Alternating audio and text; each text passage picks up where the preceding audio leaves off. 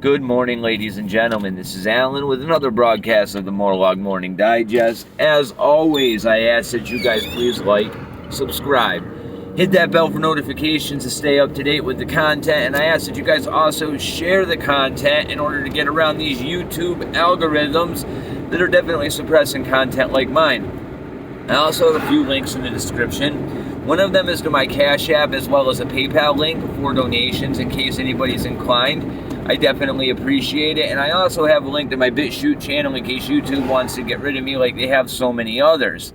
Now, today we're going to be talking about a topic that's had my brain racing for the last little while. And I've been trying to pin down exactly why this system exists within our reality. And I quite honestly feel as though I have pinned this down. I want to lay a foundation before we really get into this topic. We all know that I believe we live in a simulation. Alright, now with that being said, I feel as though a simulation has to have an operating system, okay?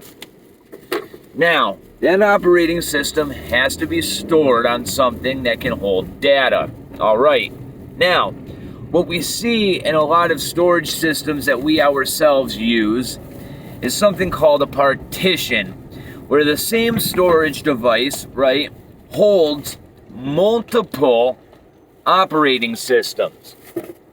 Okay, now, we understand that.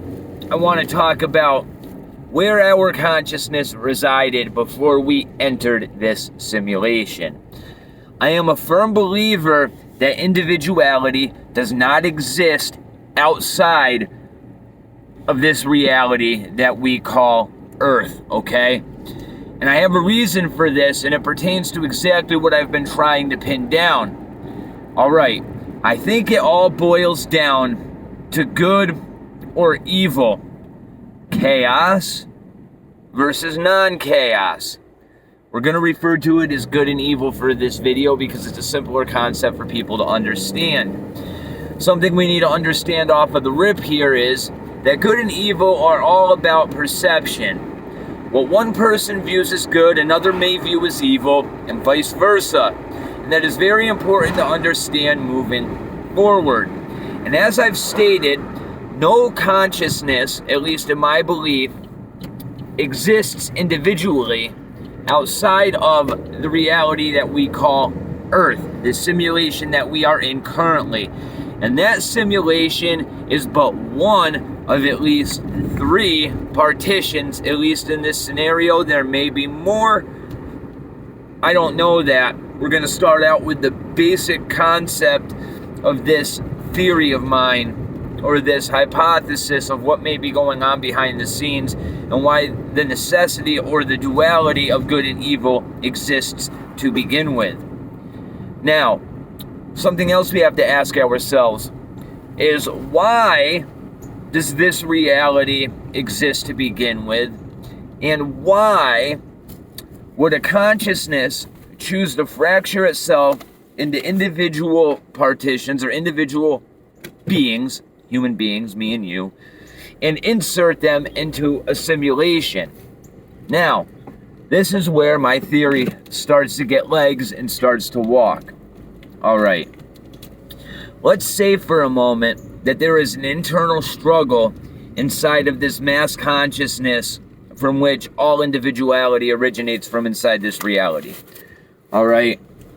Let's say that there is an internal struggle so great that there is no way that this consciousness can progress forward, whether it be emotionally, whether it be intellectually, whether it be spiritually. Maybe it's trying to ascend to another higher level of being, right?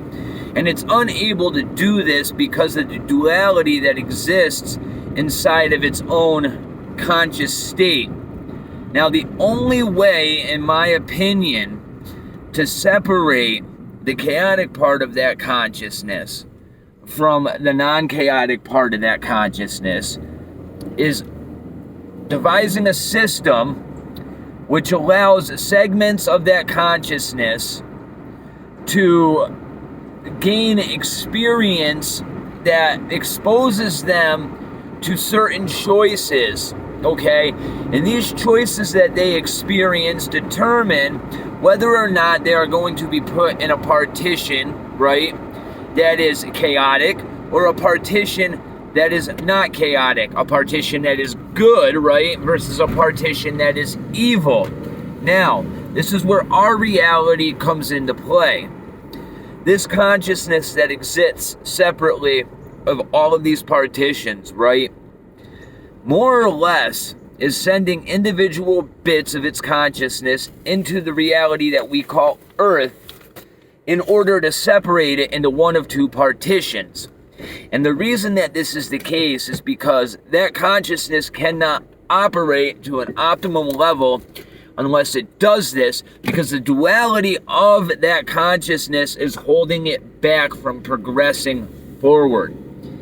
And when we look at religious texts, we see this displayed over and over and over again. It's just told with different analogies, all right?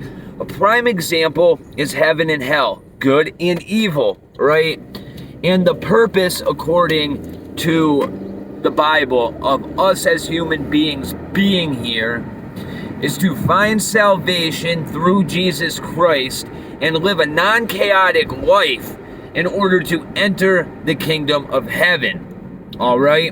Whereas if we live a chaotic life and we are evil, right, we enter hell after we live this experience.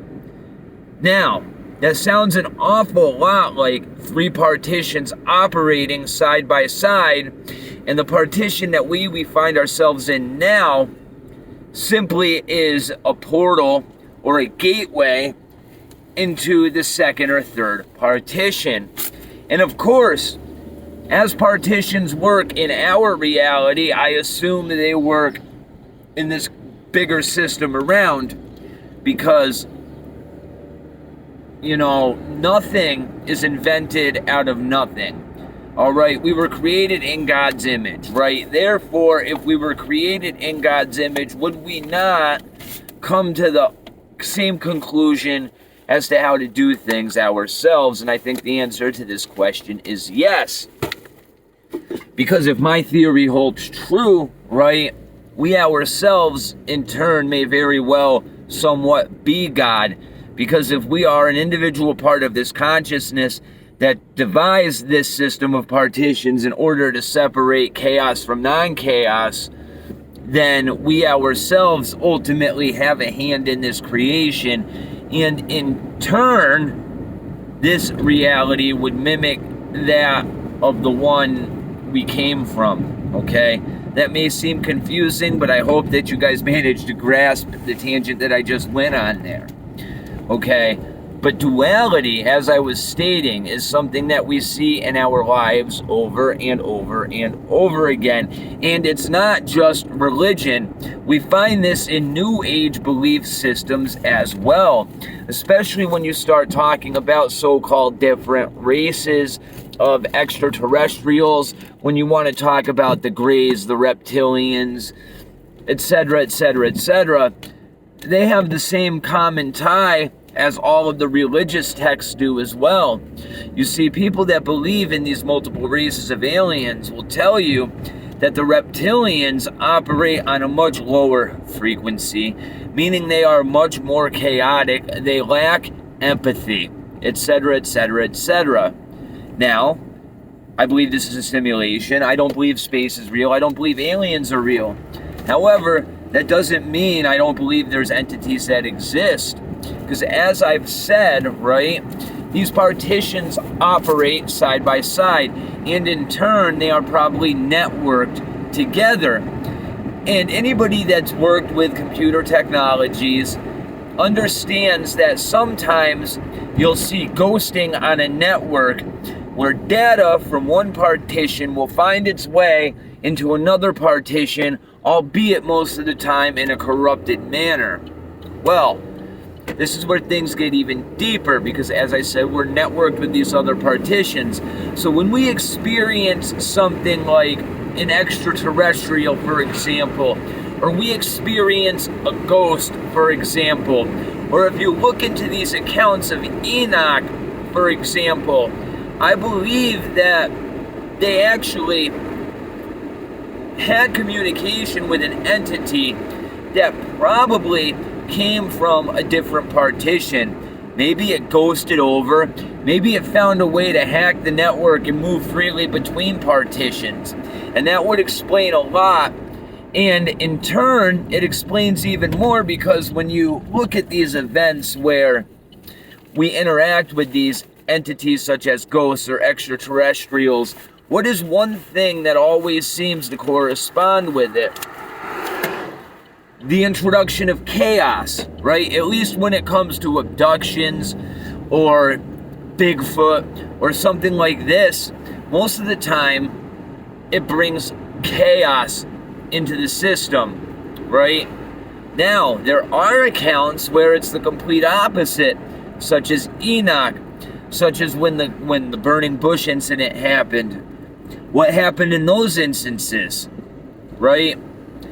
Something came from the other partition because enlightenment took place after those experiences happened. Now, all I've done here is put the pieces of a giant puzzle together by simply trying to correlate the reality and the technology that I'm familiar with and apply it to an outside-the-box method of thinking, okay?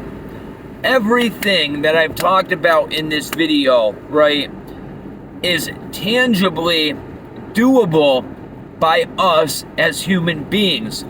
Every scenario that I just listed could be programmed, simulated, and done on today's technology, okay? Now, I might not be able to create sentience yet, but give it 30, 40, 50 years. Who's to say the exact scenario that I just listed couldn't be done by somebody in their mom's basement when they're 13 years old? And it really makes you ponder, what is the true nature of our existence? And is it simply as easy as a consciousness trying to reach optimum efficiency given the hardware that they have to work with? Now, I hope that this, guys, gave you a little bit of enlightenment in how my mind works and where I'm going on this bigger picture of trying to figure out the world around me, right? I know for a fact that there is a veil, and I know for a fact that I am slowly pulling it away. I'm glad that you guys are along the way with me.